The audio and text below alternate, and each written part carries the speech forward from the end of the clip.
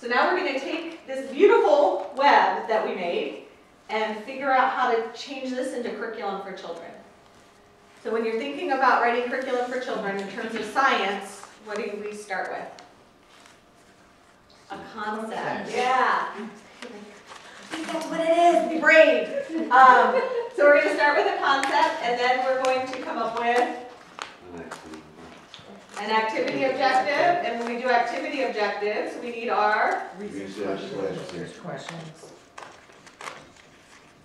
Right? And our research questions. Materials.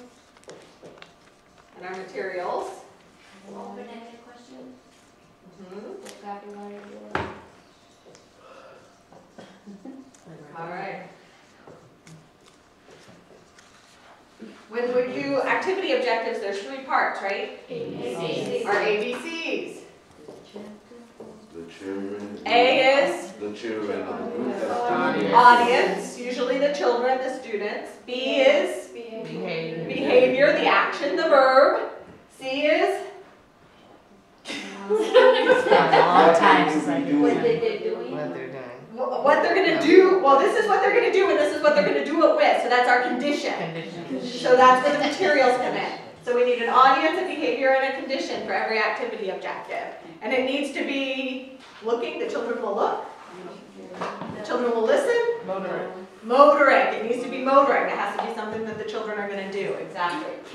So if we come back over here and we think about preschoolers, because we're talking about 3, 4, and 5-year-olds, what is something up here on this big web that might be a good concept, something they might not know that we could teach them? Because probably the fact that the field is 80 by 40, would that be something good for us to be teaching them? No, that's pretty abstract. So let's try and find something that's a little more concrete, that's age appropriate.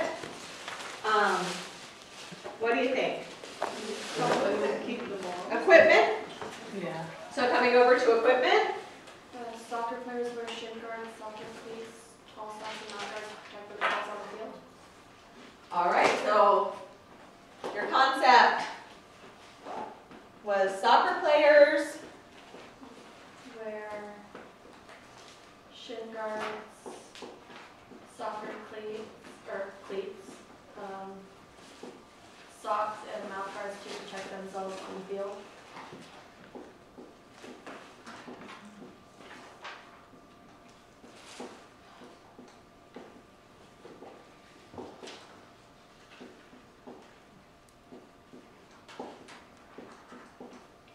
All right. So, let's talk, is this a good concept? Is it concrete? That's great. It's concrete. What did you Is say? it Soccer player? factual? Yes. Yes. Do all of those things protect them? Shin guards protect their shins, right? And the mouth. Their Mouth. cleats, Protect their toes. Protect their feet, but it also They keep them from keeps them falling from down. slipping, okay.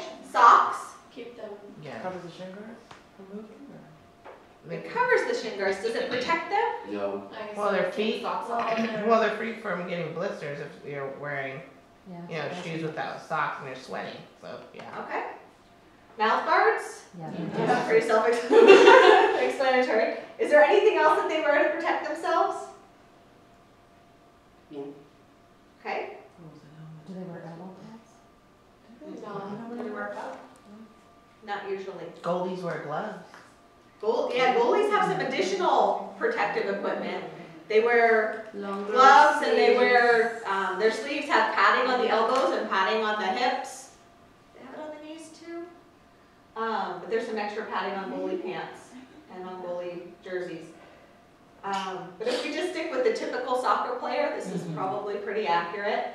Okay, so then you will go to B, and I would say, what type? Well, this is our concept, so this isn't our ABC yet. No, I mean to the research question. Mhm.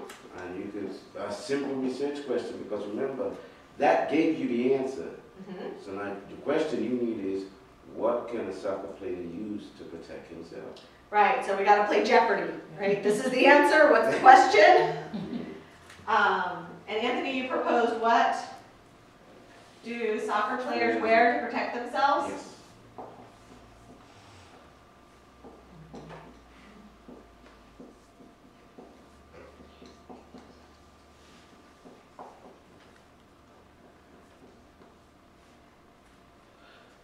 All right, so if we say, what do soccer players wear to protect themselves?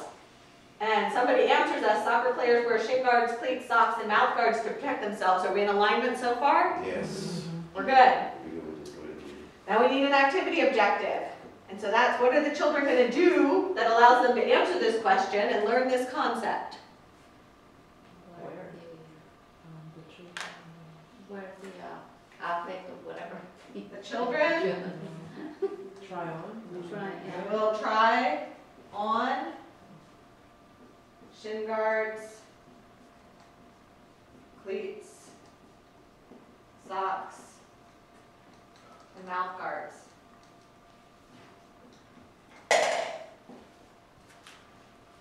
So, are we motoric?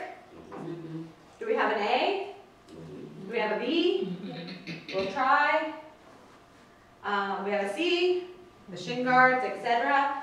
Are we in alignment?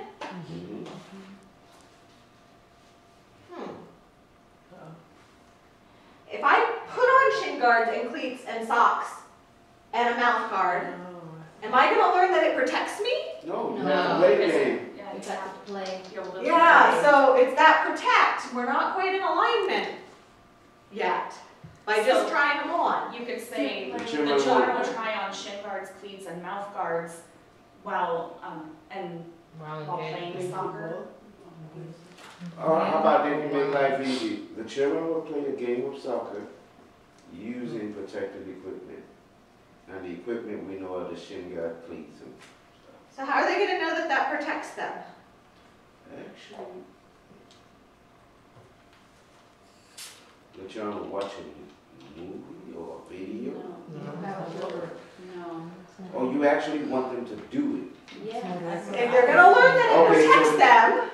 Okay, the children will play, the children will play soccer without protective equipment and so then, that way they'll know, okay, yeah. ouch, my shin! Okay, yeah, you put the sheet guard on, it's not gonna hurt. How about like What if children will play, well, I had it in here. Just threw away. The children will use soccer equipment while playing football. Yeah. Oh, So if they use it while playing, how are we going to get to this protect piece that's in our concept? If that's in our concept, then that needs to be what they learn, right? While playing, to protect them while playing football. Or can you just put So they that? will wear protective gear while playing? So that, but just wearing the protective gear, does that teach them what its purpose is? Okay, It says we have to wear the gear, but it doesn't. So, Can you just take protect out of the top Can we sentence change it and up now? change You can't it? really teach that because you have to give them the opportunity to get hurt and not just teach it. yeah, could we narrow in maybe on one piece of equipment? Mhm. The children use cleats to play soccer. Yeah, what if we narrow just into cleats? And we talk about the cleats and the purpose of cleats? Mhm. Because then we might be able to get a little more narrow. So let's try that.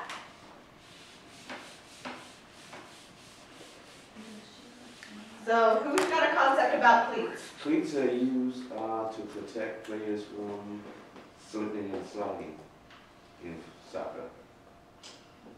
It's little ball. No, it's doing protect. No, we're just using one piece of No, we're equipment. still talking But you're about still talking protecting. protecting. We How still are you have to teaching prove them how it's gonna be. Players use cleats. We might be able to get there with cleats. Players use cleats not to slip and slide. So for traction, For traction, okay. right? Cleats help with traction. That's what it is, isn't it? Cleats Assist with traction in soccer. help with traction on That's what it a soccer field. And then our research question, is. What are cleats used for? sure, kind of we could even go with why. A lot of times we can't get to the why with young children in Why? research questions, but I think we might be able to here. So Why? why Do soccer players wear cleats? do soccer players wear cleats?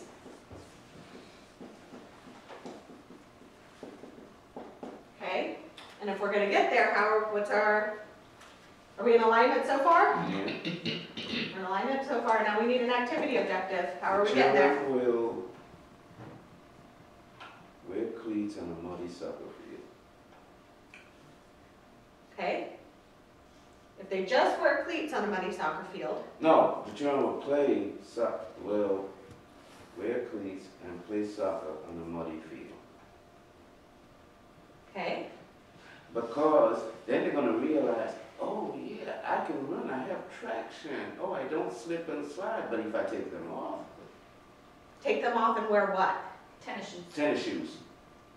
We need that comparison to answer this research question, right? Mhm. Children will try 2 different pairs of shoes. Mhm. Variety of kids, yeah.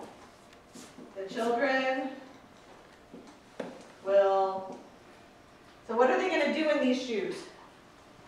The children will play in two different, Will run. A drill? Sure, what drill can we have them run? run. A relay race, like just running back and forth on. the Just field. running, Or so they can dribbling. run? Like a zigzag around cones. Or dribbling the ball around. I remember doing that now. Run an obstacle course. So again, 3, 4, and 5-year-olds, we don't wanna get too complex Yeah. with Sure. drills, but even just dribbling a ball from one line to another line of cones. Yeah. Um, Yeah. so the children will, what? Dribble. A ball. And they're gonna dribble it wearing, Different Different types of shoes. shoes.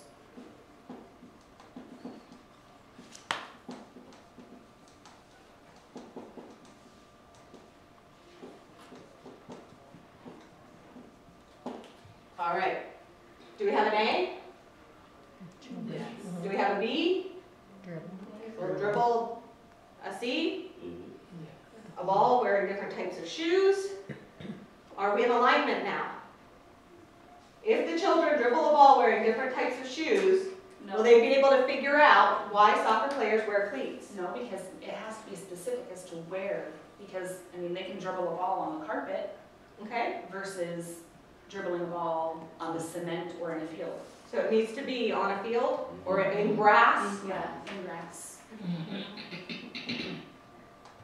In grass. Wearing different types. So if we say the children will dribble a ball in grass wearing different types of shoes. Do we have it now? And then our materials would specify cleats, Tennis shoes, sandals. tennis shoes and sandals, sure, any of those. Is it coming back? Thinking back to your Piaget of tasks, we've got what? Classification, temporal relations, spatial relations, seriation, nice! So where would this fit in? It could be classification. Which shoes work best for this and which shoes don't? We could classify them, absolutely. It could also be spatial relations. How do I move my body in space and how do these shoes help me do it or not? So it could fall into either of those two categories, just depending on what you're focusing on as you're doing the activity with the kids. Is it all coming back? Let's try one more. So what's something else we could focus on over there on our giant web? Health or Health? exercise. Tell me where you want to go. I would say health would be probably the easiest because there's nutrition. Injuries can be a part of health. And Can we make that concrete?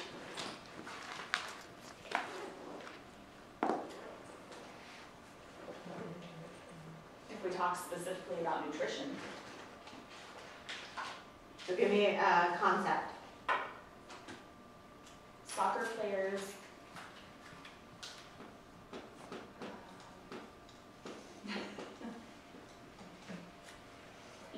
healthy foods.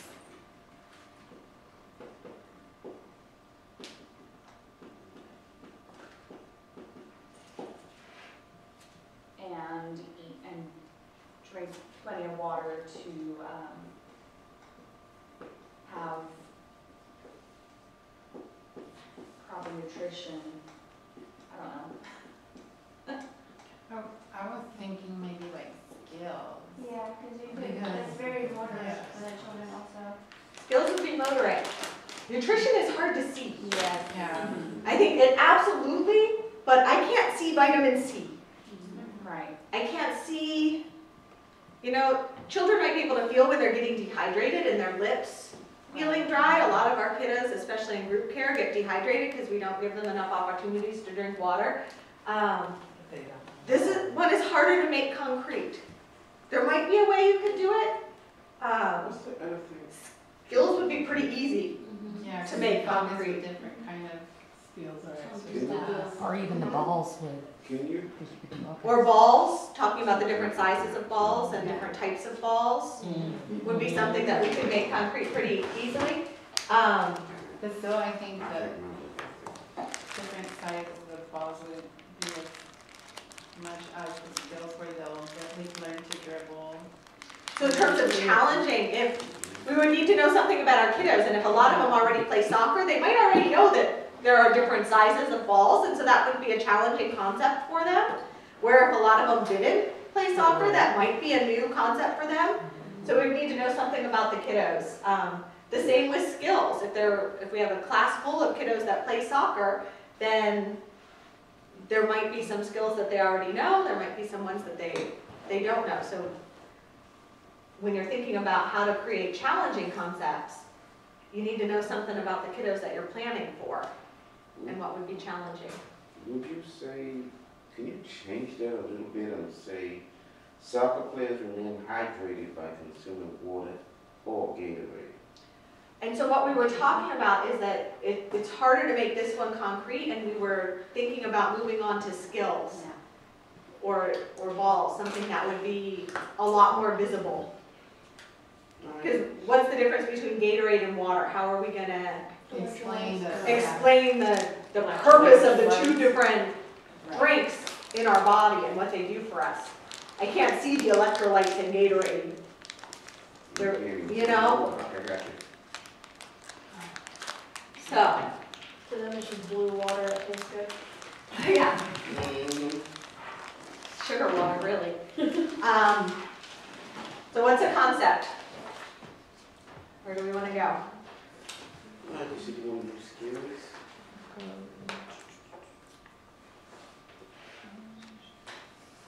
Yeah. How about the goalie, do something like that? I was looking at exercise, but there's not very many. There's only 2 drills and warm up. Oh, and scrimmage. Would it be something like children will learn, well, they possibly already will, but No, it's a concept. Well, Concept you can't put a wheel on. Let her get there, let her get there. well, basically Brain's they working. focus with them like either juggling or kicking between Sure, so which one do you want to focus in on? all the above. No, I'm just kidding. Well, not faking. Probably not big. Throwing. So you're going to focus on the throw-ins? The throwing. Okay, so- I was thinking something where they can like kick Okay, between a couple of, like sometimes they just playing and they're Free kicking the ball. so you kick the ball, and when you kick the ball, what are you trying to do with it? Get it from one place to another. Control it, get it from one place to another, pass it to a player. So, I mean, that's definitely a skill that, in soccer, you don't just want to kick the ball away, right? That's how we tied the last game in the World Cup. We want to control it. We want to make sure that it goes where we want it to go. Soccer So what- players move the ball up and down the field by dribbling. Okay,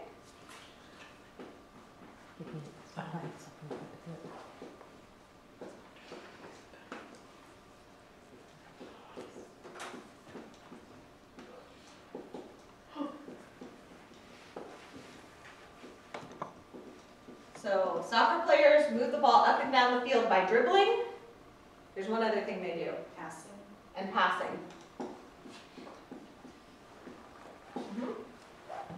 So dribbling is, when I'm thinking about, I'm basketball, so that would be confusing. So dribbling is, I have the ball and I'm dribbling it back and forth to myself, kicking it up the, Yeah, yeah. And then passing is, I'm kicking it over to you, and you're gonna take it. You hope. Yeah. So you could ask them, how do soccer players move the ball Up from and, one, up up and down the the field? field.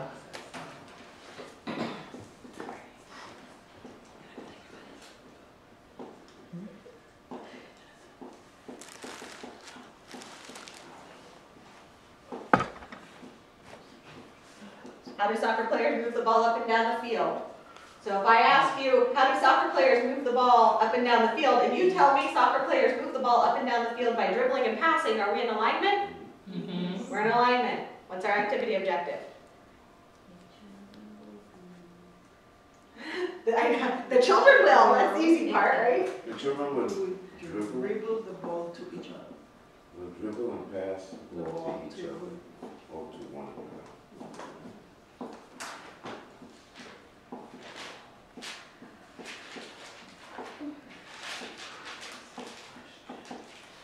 Okay, so if the children dribble and pass the ball to each other, are they gonna learn how soccer players move the ball up and down the field? Because they'll have the Dribble and pass experience. the ball to each other up and down the field. They need to kind of be on a field, right? So it's not just me standing with Bridget and dribbling it over to her, or just passing it to her and her passing it to me. Yeah. On a soccer field. Up and On a down. field, up and down the field. Up and down. Otherwise, they're just standing there. And now, are we gonna take them to an 80 by 40 soccer pitch? No. No, we're gonna find a patch of grass and call that a field. And figure out how are we gonna get the ball from here to the other end of it. Make your rugby ball. Mhm. Do we have alignment? Yes, Piaget and task. Spatial. special. Spatial. Yeah, this one probably falls best in the spatial category. Are you feeling good? Science all coming back? Sure. Got it. Feeling good about science? Oh, that was pathetic. Feeling good about science? That's a little better, that's a little better. Math. Math.